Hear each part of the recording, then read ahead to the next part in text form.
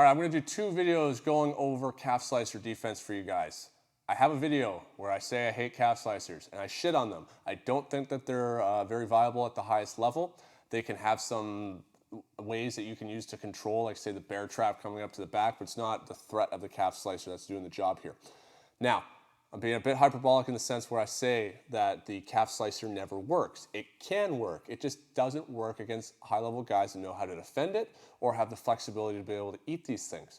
I myself could get calf sliced because I have a hard time sitting like on my heels like this unless I'm really warmed up. And so for a lot of people, especially in the gym or just the average hobbyist when it comes to Brazilian Jiu-Jitsu, yeah, if you're not flexible and you're not able to eat this or willing to eat it to a point where like you might take like a, say a pop to the leg, then you are gonna have to tap to it and you should tap to it.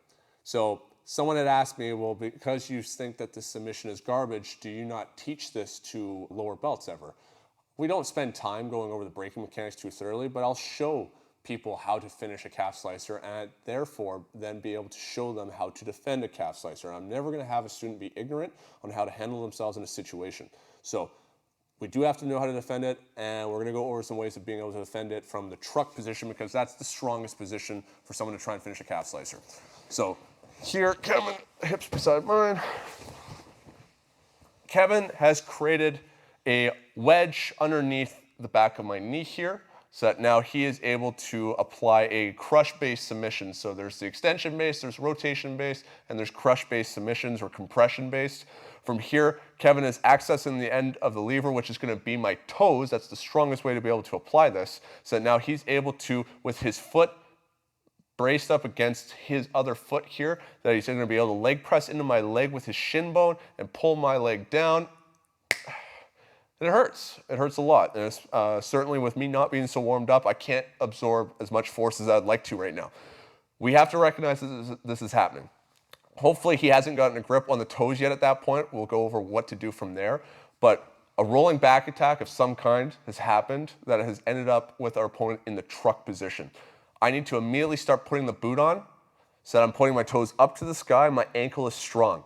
If he has to grab at my calf or at my shin down by my ankle, that is a way weaker lever than if he could grab at my toes. Also, by grabbing at my toes, my ankle is now in play. And so think about how much weight you could try if you tried to leg press at the machine at the gym with your toes. How much weight can your toes and your ankle absorb before they're just gonna break? So here, if he grabs my toes, if I try to extend at this point, I can only extend as much as my ankle and my toes will allow me to. However, if I go here, my leg is significantly stronger than one of his arms. I don't know if it's stronger than both of Kevin's arms. He's pretty jacked. But here, if Kevin tries to pull down on me now, it's much easier for me to start extending my leg. I'm also not going to try and do just a leg extension here, where I'm going to try and just use just my quad to extend straight up because that's a weaker part of motion. I'm gonna try and extend outwards as well. So not only up, but out at like a 45-degree angle so that from here, watch how his leg is gonna move here as well, like this. I might even move his hips here. If I needed to, take your foot and you can either go underneath, crossing your legs like this, so that now we have basically buddy system here. Now as Kevin tries to pull my legs down, good luck. Dean Lister, I know, loves doing this. I have a hard time in the heat of the moment feeling like I would be comfortable always trying to aim for this, so I like this. And depending on where you are, you might even be able to link your legs all the way through here. We're not reinforcing at the end of the lever, but I am going to be able to start breaking the grip. But there's two ways we look at this. We either look at it from when we're way further out and he can't compress our leg, or we have to look at it from when we're completely fucked and our leg is pulled in. Right now, we're going with the idea that our leg hasn't been pulled in yet. So if my leg is here and up and he tries to grab at it, there. His arms are fully extended. This is a weaker alignment for him to try and pull my leg, Kevin. Not a problem. Down here though, bigger problem, don't let him get the toes. As he grabs up at my toes right now, I keep my toes strong. I bring my other foot in the best I can, break the grip, and I'm gonna look to start extending my leg out into his ankle. So I'm accessing the lever to try and lift his hips. My hands are gonna now look to reinforce behind his hips. The idea with defending the truck is whoever's hips are higher is losing this battle. If his hips are higher than mine, I have the ability to start occupying the space behind it, even if he has his shin in behind my knee. If I go like this, Kevin, do you feel like you're about to take my back? No. No. Try and extend into me and take my back. Cool. I'm just going to adjust my hip and I'm going to bring my shin in behind his knee here to replace it. The truck position is just literally the difference of Kevin being here and me being here. That's now the offense is in my favor because now I'm accessing the direct lever to his hip, which is his knee, straight to the hip here. As I push down, he moves.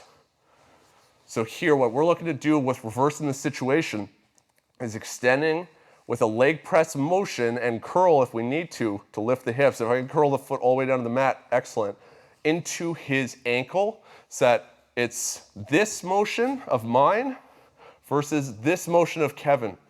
This is a weak motion for Kevin. So here, if he's trying to push, that's why he has this other leg up against his ankle so that now his left leg is in a leg press alignment here. So I'm gonna have to extend out here, drive him down, reinforce the hips so I can even push his hips away. Now his hips are really high. No way he can take my back from here. I extend my leg out, I'm gonna plant this foot in base and I'm gonna hip out to slide my shin in behind his knee the best I can. And then I'm gonna drop his hip into that space. I'm gonna start climbing the back to reverse the truck position. Can certainly do more videos in the future on how to defend the truck, but that's what we're always gonna be looking at doing when we're defending a calf slicer. So, one more time. Kevin's got this position. I know what's happening. I'm making sure that my leg is staying strong and away from him. Even if I'm curling out like this, I'm just making sure that I'm extending it outwards so that Kevin isn't able to grab it with his arms close, my toes stay pointed, try and pull me into the calf slicer. My leg is strong. And if you're not strong enough, make sure we're reinforcing in some way here, try and extend. And the more he wants to hold on to that, keep going for it, Kevin. I want you to finish that thing. The more greedy he gets going for that calf slicer, the easier I'm going to have a time at a certain point. Like obviously, if he's able to get me deep into a calf slicer, I'm in trouble. But if I'm able to defend it and be comfortable where I am, and he keeps reaching for it at the wrong time, he's being greedy, and we're going to punish him for that. So this is just a basic idea of how to defend the calf slicer. The next video, we're going to be going over when we're deeper in shit, and we're going to have a little more steps of how to keep ourselves safe.